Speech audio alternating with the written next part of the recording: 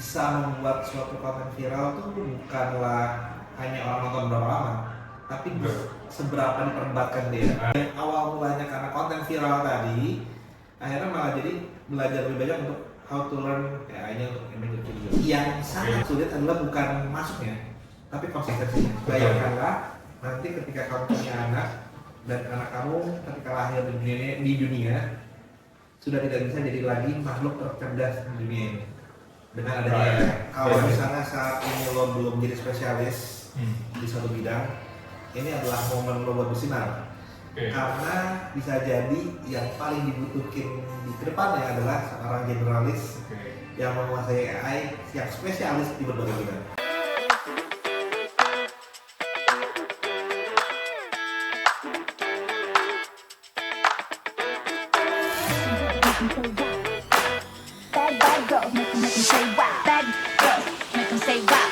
Oke, halo semuanya, welcome to AFP Podcast. Sekarang kita kedatangan tamu spesial nih, yang kemarin videonya viral berapa tuh terakhir bro? 60 juta ya? 60 juta. 60 juta views.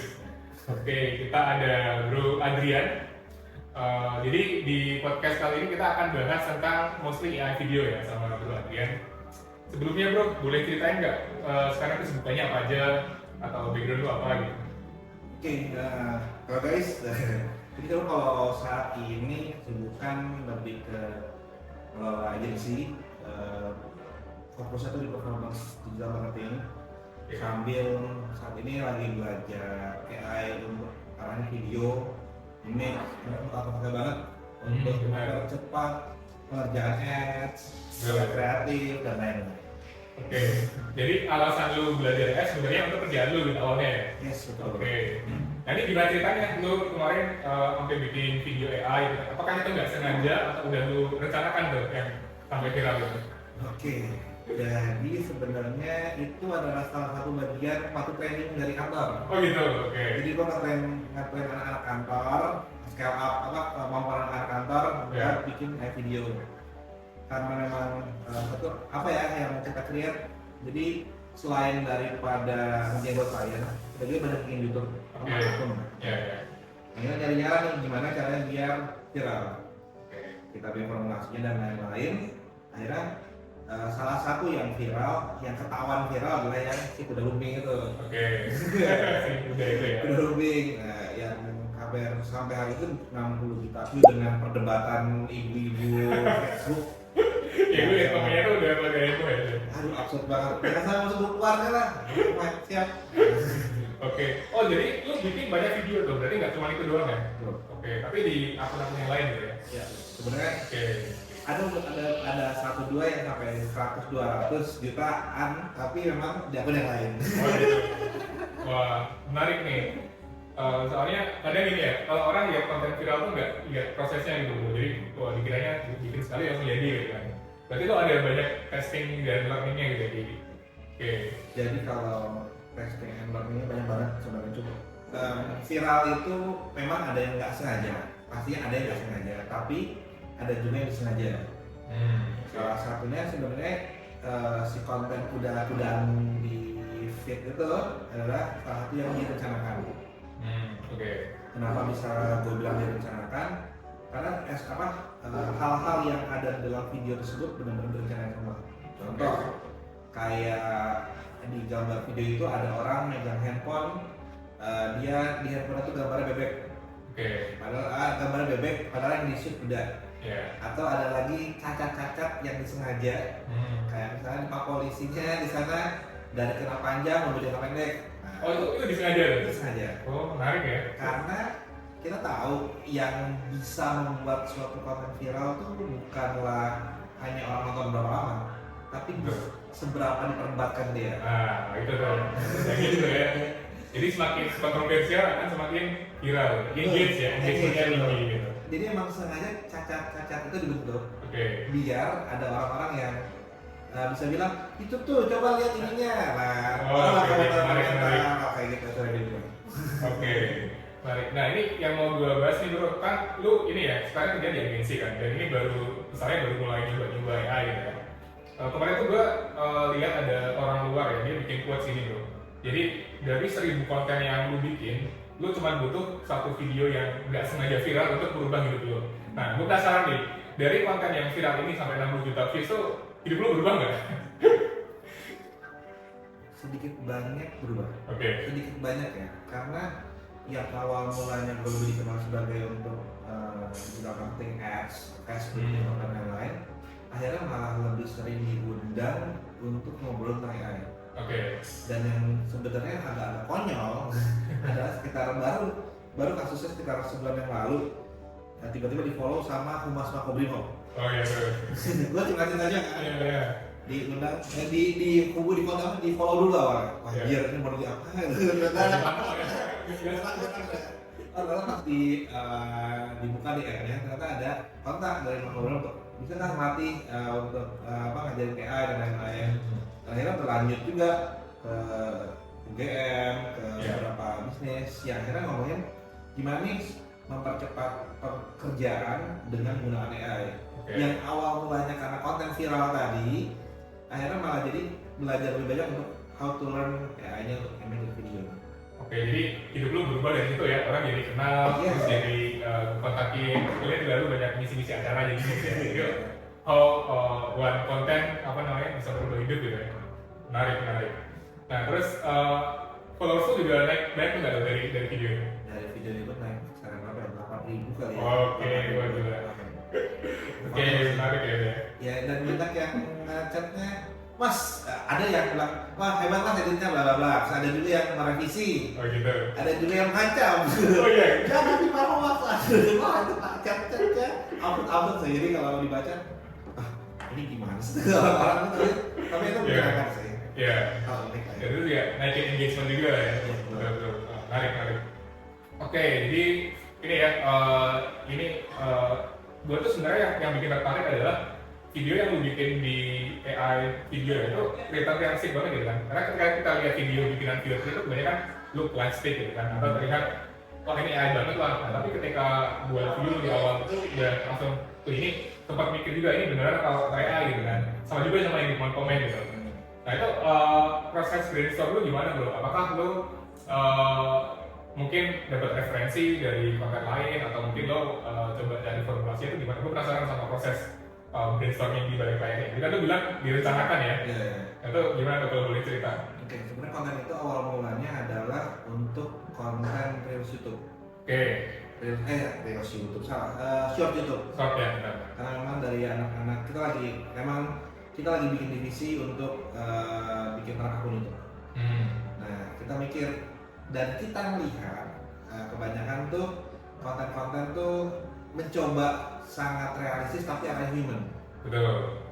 Dan juga mencoba sangat surrealistis ataupun absurd akhirnya jadi monster.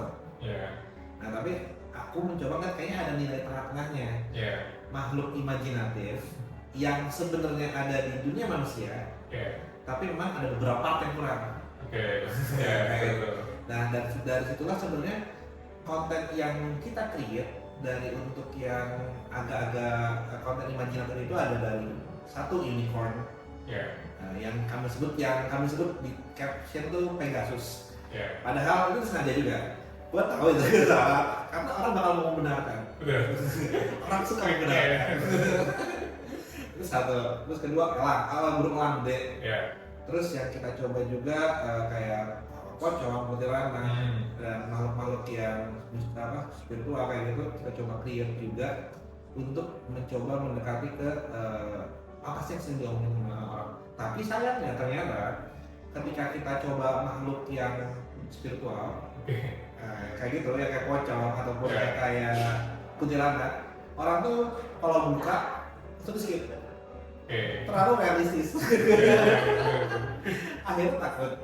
Dan itu ternyata kalau mau buat konten yang viral untuk skalanya besar, mau nggak mau dibuat yang tidak terlalu menakutkan. Cukup realistis, ada cacatnya dan bisa diperdebatkan. Menarik ya. Dari situlah akhirnya, kita bikin beberapa pula konten, di testing, hasilnya kayak gini, akhirnya nemu patternnya. Ketika kita coba lanjut lagi, yang video selanjutnya kudanya beranak, terus itu viral juga sampai ke 3 juta 5 juta. selanjutnya kuda jantan polisi viral juga. Oh ternyata memang sama nih patternnya dan kemudian masuklah konten itu yang lain sih. Ya, kan gue sempat baca sih, kalau misalnya lu cuma sukses satu kali itu berarti lu hoki gitu kan. Tapi ketika lu bisa replicate berarti you're a genius gitu. Berarti ada polanya ya, ada polanya dan itu kalau di social media pasti ini ya termasuk insight banget. Kita bisa mempelajari formulasi konten yang viral gimana. Oke, menarik. Nah ini yang mungkin gue mau tanya nih, untuk platform yang lu pakai apa kemarin untuk bikin videonya? Apakah VO3 atau pakai apa? Sebenarnya ketika itu ada VO3 udah launching ya. Yeah. Kita malah pakai engine yang sebelumnya. Oh gitu. Yang sebenarnya apa? VO2. Oke. Kita pakai VO2 karena kami rasa dia lebih bisa menangkap esensi orang Indonesia bangetnya. Oh gitu. Oke. VO3 tuh lebih bagus, lebih landscape ya, bentuk dan bisa ngomong, tapi kerasa lebih plastik. I see. Oke. Sedangkan di VO2 tuh entah kenapa feel humannya lebih kerasa di situ. Dan lebih Indonesia bangetnya. Iya. Kita coba bikin prompting banci. Itu malah lebih dapet di VO2 daripada VO3. Oh gitu ya. I see. Itu juga daging ya. Jadi kalau teman-teman mau bikin konten Indonesia, better VO2. Lu pernah nyobain yang lain belum? Misalnya ada apa sih Hailuo gitu ya, Hailuo, ada Sidance gitu. Sambil saat ini sambil belajar dan sambil udah berjalan juga mikir nih, utama yang satu yang utamanya. Kedua yang sering banget dipakai Shoot. Oh ya, Shoot ya, yang Soul itu ya. Cakep banget. Ya soulnya bikin human bagus banget karena ini juga rekomendasi dari beberapa teman-teman yang belajar itu. Yang underdog tuh malah yang nggak tahu the Let's AI namanya. Apa Let's? Oh, aku boleh denger sih. Itu orang nggak tahu karena perusahaannya nggak punya budget marketing. Oh gitu, oke. Tapi engine-nya cakep banget. Bahkan sebelum Higgsfield ada, dia adalah Let's AI itu salah satu yang paling bagus untuk bikin model. Oke. Itu bagus banget Let's AI. Kalau dulu Kling. Ya, Kling udah kencang banget marketingnya. Kling sekarang agak redup. Terus karena kelibas sama si Minimax ya. Minimax yang sekarang malah bagus banget dan harga lebih murah, ada unlimitednya. Dan sekarang yang kepake banget itu jadi dua sih, si Midjourney tambah Higgsfield. Tambah VO itu buat fun content. I see. Ya, itu banyak banget ya apa bro. Tapi yang sobat yang base performing ya yang VO2 ya kalau yang begini. Dan sebenarnya kalau ada juga yang konten di dalam yang pakai kalau yang bisa di sini nama itunya software yang buat di training, aku jadi lupa namanya. Confi. Confi. Nah sebenarnya itu bisa juga, itu bagus juga. Cuma aku nggak pernah dalam itu. Ya itu teknikal banget sih. Teknikal banget. Akhirnya bagus banget dan itu buat konten ads atau model yang produknya harus sama persis itu jangan tanya lah, itu bagus. Tapi kalau untuk fun aja atau bikin konten viral sebenarnya 3 kali itu udah cukup. Betul. Ya. Untuk Confi itu udah inilah terlalu advance dan kalau dia basic itu juga pakai pakai Confi ya kalau kita bikin konten buat klien yang produknya konsisten gitu. Yes, betul. Nah ini pertanyaan yang ini ya mungkin banyak orang nggak tahu. Ketika kita bikin satu video itu sebenarnya ada banyak yang gagal ya kan, draftnya ada banyak banget. Itu banyak orang nggak sadar. Gue pernah kemarin kan ada ini ya, kita ada klien yang bikin video AI gitu, terus enak gue nggak cuan bro. Kenapa? Karena terlalu banyak kredit yang gue habiskan untuk testingnya gitu kan. Nah gue penasaran nih untuk video lo yang viral itu ada berapa kira-kira draft yang lo bikin sampai nemu satu yang jadi? Yang gagalnya ada berapa? Mungkin lebih dari 50 sampai. Serius? Jadi sampai di titik kita ngerasa ini kayaknya bakal bisa diperdebatin. Oke. Dengan catatan ya nggak cuma kuda doang yang bikin. Ada kuda, ada yang elang, ada yang macam. Kita tahu kita 5 keluar konten. Kita bisa bahas kayak, oh ini sudut pandangnya kayak gini, oh ini jangan terlalu dekat. Betul. Karena kayak kerumunan orang tuh ternyata di kantor kayak gimana, itu dibahas banget. Termasuk panjang videonya. Panjang video berbanding algoritma seperti apa efeknya. Jadi memang sebenarnya itu cuma direncanain karena kebetulan emang anak-anak kantor kebiasaan untuk kerja di sosial media. akhirnya kita tahu kan ini tuh harus begini ini dan kita coba sebagai tools tambahannya adalah AI. I see. Wow, 50 ya, jadi yang namanya itu cuma 1 doang teman. Jadi yang lain tuh gak jadi upload ya, mungkin 50-nya. Oke, wah gila itu. Gua ini sih, kalau gue punya 10-20 ya, itu 50 gitu. Ini karena konten awal banget belajar. Itu pertemuan kedua belajar. Ayo kita bikin semua, kita bikin semua. Ya. Bahkan kalau di video tuh dengan prompt yang sama tuh bentuknya bisa beda ya, iya kan? Iya. Nah itu. Cat. Jadi ini sambil cerita ya, kalau teman-temanku yang di grup grup di sana ada Mas Dika dan lain-lain yang memang sering juara kompetisi. Mereka menyatakan at least untuk satu gambar yang udah jago aja sampai dia ngerasa semua tuh minimal 10. Oke, minimal 10 ya. Dia bilang seperti itu. Yang ketika kita ngobrol dan ya artinya ketika kita mau menjadikan AI ini sebagai tugas yang serius, harga kalau kita mau men-charge orang, at least kredit itu harus 10 dengan panjang videonya. Akhirnya menemukan berapa harga HPP-nya. Karena saat ini yang terjadi, kalau kita lihat kan banyak tuh yang dijual di toko oren dan lain-lain. Mereka menjual VO 3 generate harganya cuma 5.000. Iya betul. Padahal udah jelas dari harga API ini nggak masuk. Harga API nya 60.000. Udah nggak masuk tuh sebenarnya. Ini apa cerita? Dan itu yang bakal kalau kita buat ngomongin long run-nya untuk agensi AI atau semacamnya, itu bakal jadi bahaya akarnya karena harganya jadi abnormal banget. Orang bakal ngebandingin untuk nge-generate aja segitu harganya. Betul. Padahal realitanya harga generate aja berapa, harga idenya berapa, itu yang perlu dikompon-komponin sih. Nah itu. Bagi klien yang UMKM banyak yang nggak ngerti itu dari. Nah itu kita bikin 1 kali prompt doang jadi gitu. Ya dikira seperti itu. Kalau tidak sama sekali. Betul. Kayak wah ini kebanyakan yang beruntungnya gitu. Nggak tahu proses kreatif di belakangnya gitu. Iya. Oke, baik. Nah ini pas banget nih bro, kalau di podcast AF itu kita juga bahas tentang monetize ya, how to monetize AI product atau AI skill. Nah tadi lo udah bahas tentang gimana lo di reach out sama banyak instansi gitu kan untuk ngisi acara, itu udah pasti cuma lah ya di sini ya. Nah tapi kira-kira ada apa aja sih yang potensi terutama AI video ya, what can you do untuk bisa monetize ini sebagai produk gitu bro? Kalau berdasarkan pengalaman lo so far itu how do you monetize itu? Lain yang ngisi tadi ya? Kalau yang saat ini karena berhubungan sama agensi juga adalah bikin ads. Kita bisa dibayar untuk bikin ads, bikin campaign marketing dan lain untuk video base itu bisa banget. Itu satu. Terus kedua lomba-lomba kompetisi. Oh iya betul. Kompetisi saat ini untuk AI hadiahnya menggila. Betul. Yang terbaru baru launching kemarin Xfield $5.000 sampai 100 juta. Itu juga ada, dan orang Indonesia di kompetisi kemarin nyabet 3 juara, 3 orang. Oh yang di studio tuh ya? Oh iya itu tahu ya. Itu di studio tuh. Gila. Itu salah satu si pemburu. Aku belajar dari dia juga karena dia gokil sih apa poin dari skill dan lain-lainnya. Dari sana kompetisi itu jangan tanya duitnya ada juga. Akhirnya freelance campaign. Dari yang aku tahu orang-orang seperti yang udah menang kompetisi itu bisa dapat di angka minimal 30 jutaan untuk project, 20 sampai 30 juta untuk project untuk video kisaran 2 menit sampai 3 menit kalau misalnya. Itu videonya iklan ya? Videonya iklan atau videonya berbasis nggak harus iklan sih, campaign marketing. Yang biasanya orang ambil kompleks kan, dipakai itu bisa sampai spiritual. Itu ketiga.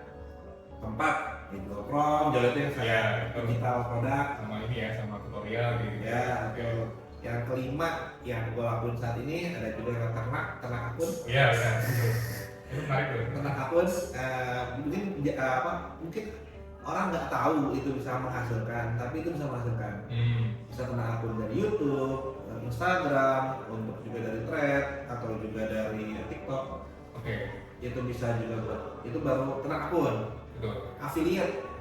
Oh iya itu. Affiliate AI. Gue jalanin juga, menghasilkan juga, cuannya gurih banget karena nggak perlu pakai sampel dan lain-lain. Karena akun AI 7, banyak banget dari 7.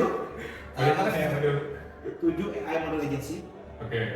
Dan kita bisa create satu tokoh untuk dijual. Yang di Indonesia tuh mentari atau siapa itu yang kemarin sempat naik daun juga, dia main di AI Model Agency. Ada juga yang hitam sebelahnya, tapi saya tidak mau bahas di sini. Ini hitam nih, itu angkat uang juga. Artinya luar negeri itu banyak juga yang main di OF lah sekarang kayak gitu. Kita sebut OF-nya aja. Terus ke-9 masih banyak banget jual hasil ini. Apa namanya? Jual hasil kontennya di luar negeri.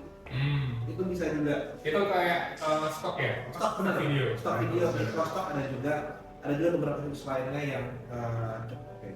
9 itu baru 9, masih banyak banget dan masih banyak banget kulit. Wah, berarti potensinya gede banget ya bro ya? Gede banget, itu baru dari video doang ya? Oh ya, belum image ya? Belum image, belum lagi apa 3D gitu ya? 3D, Blender, belum lagi ngomong tentang ChatGPT. Ya, jadi potensi AI gede banget. Pantesan kemarin ada quotes dari Jensen Huang ya, CEO-nya Nvidia bilang AI ini akan menghasilkan miliarder baru dalam 5 tahun dibandingkan dengan .com atau internet selama 20 tahun. Jadi emang potensinya segede itu ya, dan apa namanya, bedanya pun gampang ya, bukan kayak orang asalkan dia bisa bahasa Indonesia dan Inggris, nggak perlu tahu pemrograman, bisa belajar atau jamming gitu.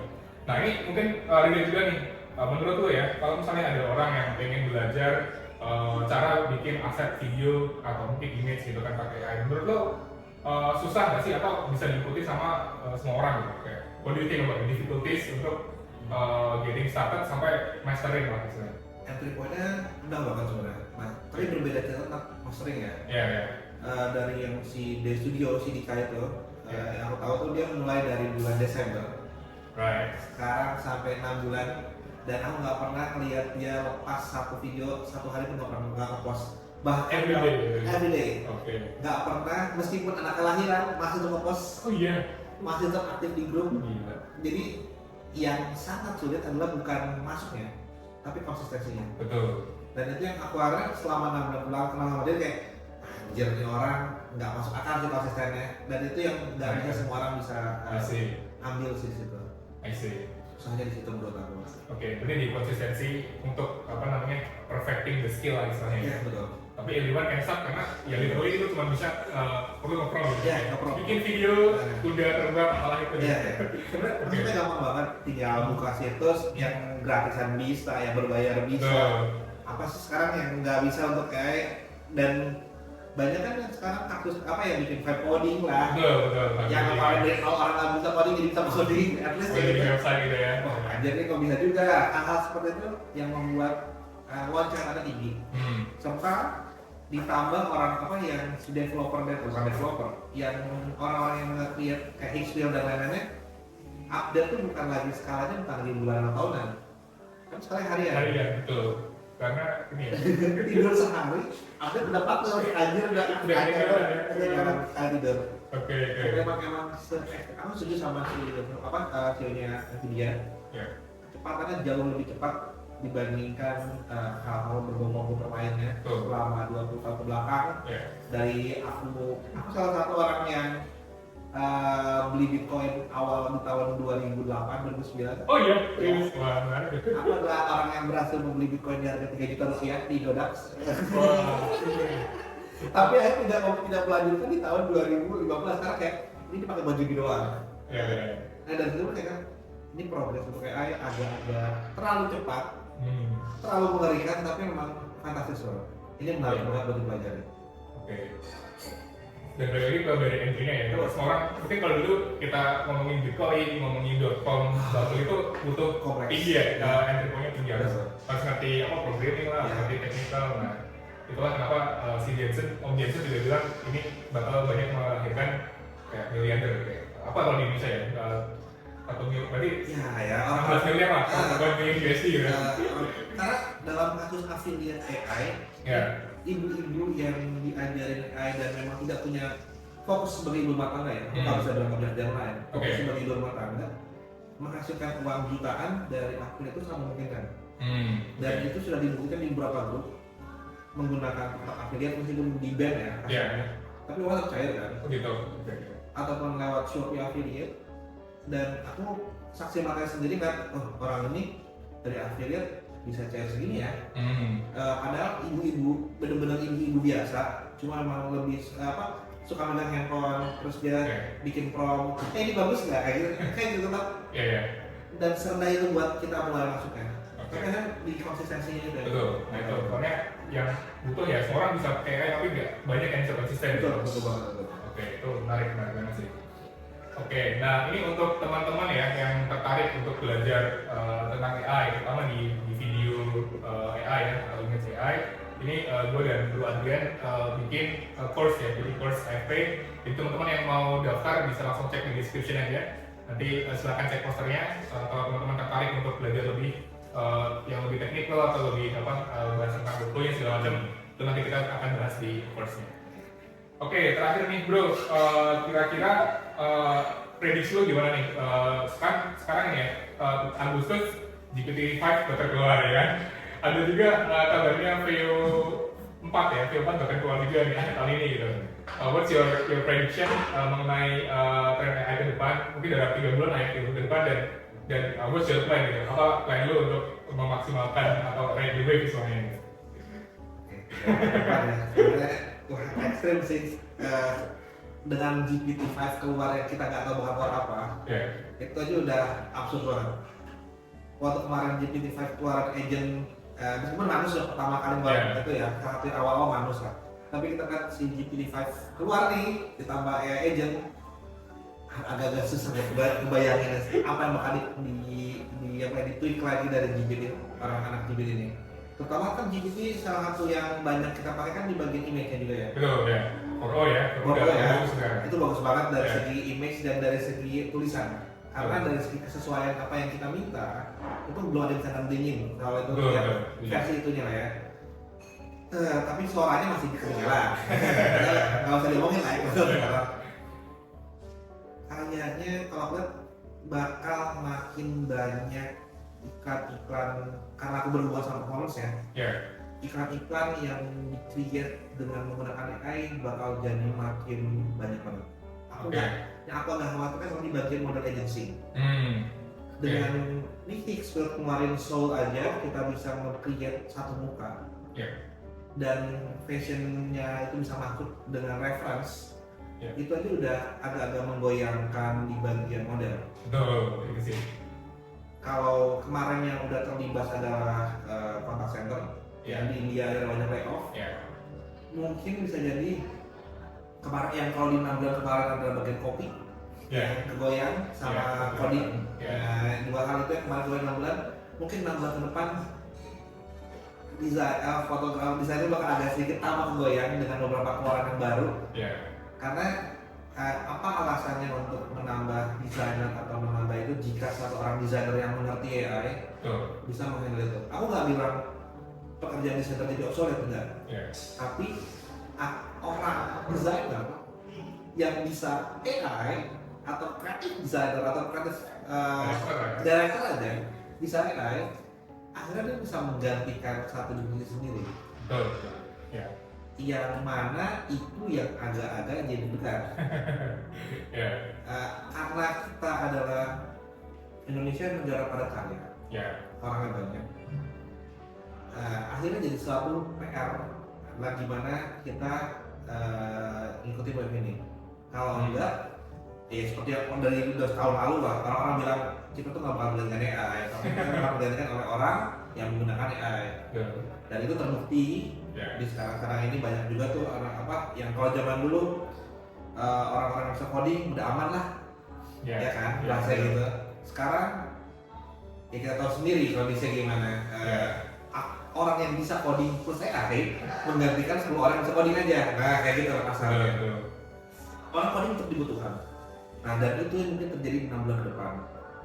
Dan aku nggak tahu GPT-5 bakal cerdas apa sebenarnya.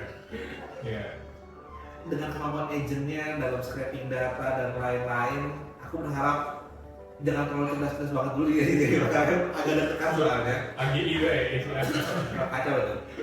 Kalau itu masuk, nah kita jadi buat orang-orang yang di balik strategi dan lain-lain, janganlah terancam, tapi merasalah butuh untuk belajar ya, karena ketika kita belajar at least itu bakal membuka pintu lain-lainnya lah ke depannya. Jangan sampai kita jadi ketinggalan.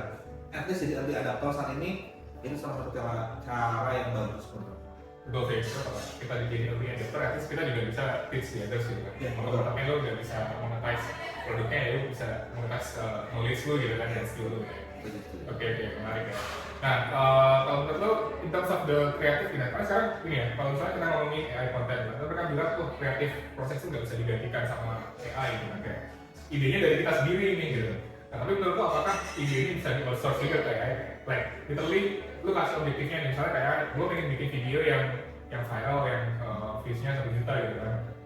Do you think they are able to do it gitu kan? Mereka bisa come up with an idea, lo udah pernah coba belum? Oke, jawabannya itu bisa banget. Nggak usah.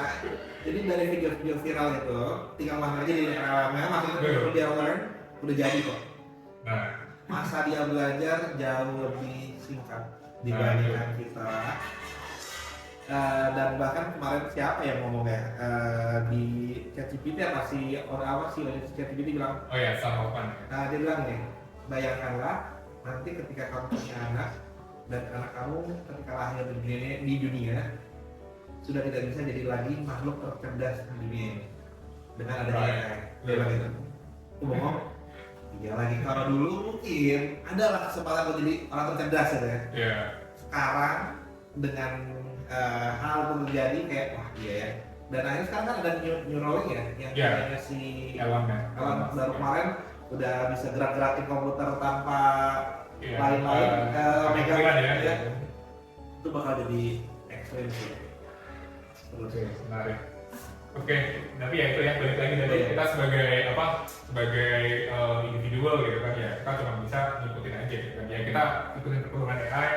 Mungkin in terms of extreme changes mungkin nggak akan sesignifikan itu ya, tapi definitely akan ada perubahan yang sangat drastis ya in terms of workforce terutama atau di karir gitu. Karena agensi besar itu udah mulai menggunakan AI. Betul. Nah, kita nggak bisa tutup mata soal itu.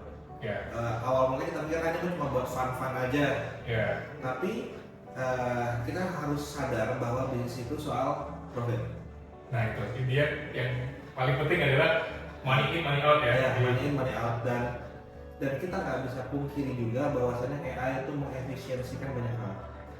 Tidak serta merta meniadakan manusia, tapi mengurangi jumlahnya iya. Betul. Itu yang menjadi kata kunci bahwasannya at least fine lah kita secara ilmu mungkin coba kita berdampingan lah karena kita bisa menggunakan, jangan sampai kita beradu langsung sama AI-nya. Betul. Kalau beradu langsung ya masalah lah. Kan. Aku akhirnya jadi ngobrol sama istri juga kemarin, ini anak perlu belajar semua dan lain-lain enggak? Oh iya, benar. Hal itu jadi hal yang menarik kalau bagi saya. Perlu nggak ya kayak apakah yang perlu dipelajari adalah bagaimana menggunakan AI dari kecil? Kenapa itu jadi kompleks yang buat di Kemarin kalau lu tahu si Alexander Wang ya, misalnya yang foundernya Scale AI yang sekarang di hire sama Zach untuk develop super intelligence, itu kan dia bilang nanti kedepannya pekerjaan yang akan masih dibutuhkan sama manusia ya AI manager gitu kan. Jadi mau secanggih apapun, dia share juga case-nya ada auto driving itu yang FSD gitu ya. Jadi walaupun itu full autonomous, masih ada 3% case error gitu. Nah jadi orang yang di hire sebagai manusia itu ya untuk melengkapi yang 3% ini, karena masih ada chance errornya gitu. Tapi ya kita nggak tahu apakah itu bisa perfect sampai 100%, mungkin belum bisa ya. Tapi yang jelas itu sih company ya, meskipun mereka full implemented AI, mereka perlu orang yang responsible ya.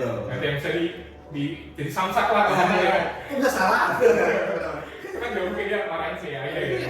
Mereka tetap butuh orang yang responsible gitu. Nah, makanya managing AI adalah salah satu skill yang akan terus dibutuhkan dan tetap dibutuhkan gitu. Jadi ya untuk teman-teman, salah satunya kalau kita belajar menggunakan AI itu ya secara nggak langsung kita belajar cara managing AI gitu kan. Nah itu yang jadi penting sih. Temanku anaknya di Cina saat ini. Gurunya dari AI. Oh iya. Cool. Dia tuh kelas baru masuk SD apa ya? Dari mana dari AI udah dia seriusan. Iya bener kayak gitu. Udah mulai masuk ke sana edukasi ya. Dan robot-robot udah mulai jalan di jalan-jalan tuh dia jalan-jalan Cina tuh udah mulai normal sekali. anjir, kacau dia bisa kayak gini. Hal-hal kayak oke ini Itu udah kayak distopia, udah futuristik ya. ada anjing lewat dari robot, manusia jalan oke. Itu jadi bikin mikir juga. Ya, terus mungkin that's the future dan mungkin kita akan merasakan future itu ya, kita yang kelahiran millennials, Gen Z lah itu akan merasakan transisi ke future ya. Oke, wah nggak terasa nih kita udah ngobrol lama. Thank you banget Bu Adrian. Nih, satu segmen terakhir ini kira-kira lo ada saran nggak untuk orang yang pengen mulai belajar AI gitu? Ada kata-kata gitu, kata-kata dari ini. Hari ini bro, kalau gue rasa sih, kalau misalnya saat ini lo belum jadi spesialis di suatu bidang, ini adalah momen lo buat bersinar. Karena bisa jadi yang paling dibutuhkan di kedepannya adalah seorang generalis yang menguasai AI yang spesialis di berbagai bidang. I see. Jadi better learn to be a generalist. Saat ini seperti itu ya. Oke, thank you Bu Adrian.